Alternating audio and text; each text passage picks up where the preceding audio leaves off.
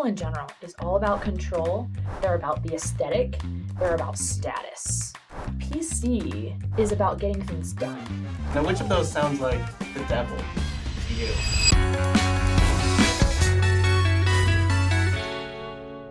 Welcome back to Saints Unscripted, guys.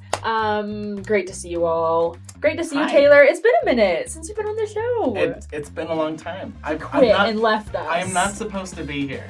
Okay, this is Cameron's fault. Cameron, you're dead to me. You didn't. Cameron slept in today. Yeah, Anyway. so I'm filling in. Yeah, I'm usually behind the camera, for those who don't know. Today is just like a kind of a fun episode about relating the gospel to real life themes. And we should all be experts at this. The number of object lessons we have to give in our lifetime. You know, if you have that grandma who's always like, and that is why, like, after she tells a story. Just like dispensing wisdom through useless stories. So we have a little pot of random life scenarios, and we are going to read them and just give a gospel analogy for those scenarios. So we don't know what these are. We're going to test relate everything to the wisdom. gospel skills. Yeah. Running your first marathon. There's so much. I feel like marathons are always talked about in general conference, maybe.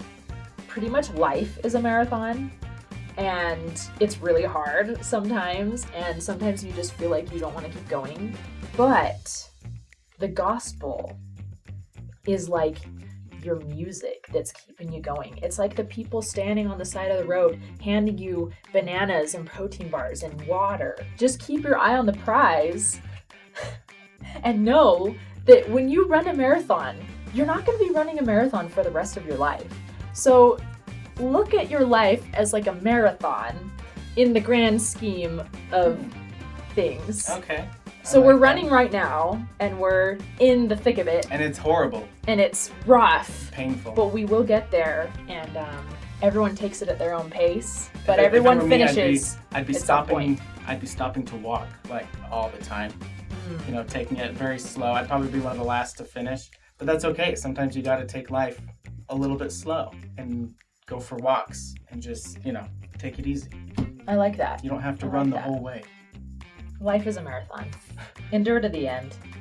Nice. Wow. Slammed. Okay. Slammed. Let's see. Eating flaming hot Cheetos every single day. Oh, this is fun. Okay. Eating flaming hot Cheetos every day. So if you're a guy, if I was like talking to some guy who's like, oh, I love flaming hot Cheetos, I eat them every day, and I'm like a missionary, right? And he says he can't like read his scriptures or pray every day, and I'm trying to help him to do that. I'd be like, listen, why do you eat flaming hot Cheetos every day? And he's like, well, I love them because of it's hard to eat, get through them. It's painful and it's hot, but they're so good. It's like really satisfying to eat. I'm like, well, that's like reading the scripture. Sometimes it's really hard. Sometimes you feel this burning sensation when you're doing it. And sometimes it's a good burning and sometimes it's a bad burning. You feel like it's like condemning you a little bit. But sometimes it's also, encouraging you. It's sometimes the burn is bad and sometimes it's good. But you really just got to learn how to love it either way. And so you just gotta eat those flaming hot Cheetos next to your scriptures as you read every single day. I like that. I was like, for me, it felt more like a negative thing. Like, they're bad for you. I know. But I don't know how to why would you keep eating them every day if it hurts and they're bad for you? That was good though. That was hard. That was harder than the marathon, for sure. Making oatmeal raisin cookies. Oatmeal raisin cookies are wolves in sheep clothing. Who likes raisins? Yeah, seriously. Beware of oatmeal raisin cookies, because you may think that they're fine. Like, you see them and it totally looks okay. It seems unassuming. And then you take that bite and you find out that it was a lie. So beware of deception in your life. Do you know what this reminds me of? A Mormon ad. There's a Mormon ad out there with like an ice cream with a cockroach in it. And it's all about do you take the good with the bad, or do you... Maybe you're gonna go see a movie or something or watch a show and it looks like a good show and you really like the message of the show, and then you watch it and you find out it's an oatmeal raisin cookie and it's got some things in it, At this point, you have a choice. You can finish the show because you really like the plot, or you can just like finish the cookie in the name of finishing things, or you can just. I don't know where I'm going. Because the ice cream with the cockroach in it, like that's a big. That's like one cockroach. It's like one thing in a lot of good stuff. But with oatmeal raisin cookies, it's like a lot of little bad things dispersed throughout. But you go into it thinking like, oh, there's more oatmeal raisin. There's more oatmeal cookie than there are raisins. I can eat this. But you're wrong. There's too many raisins. So maybe, I don't know. You're good at this. Going to the store and using Apple Pay instead of your wallet.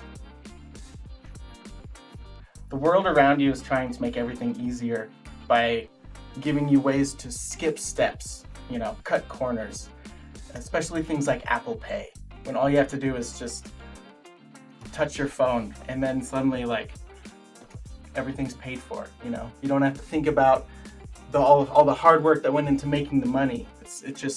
It distances you from the hard work that it took to get to that point, and the world is trying to numb you down and make you feel like you can get anything in this world with Apple Pay. But you can't. You need to do the work. You need to get the money out of your wallet, feel it pass from your hand to theirs, so that you truly understand and like are attached and a part of the hard work that went into that, and you don't take it for granted. I feel like that was such a boomer response. MacBook versus PC.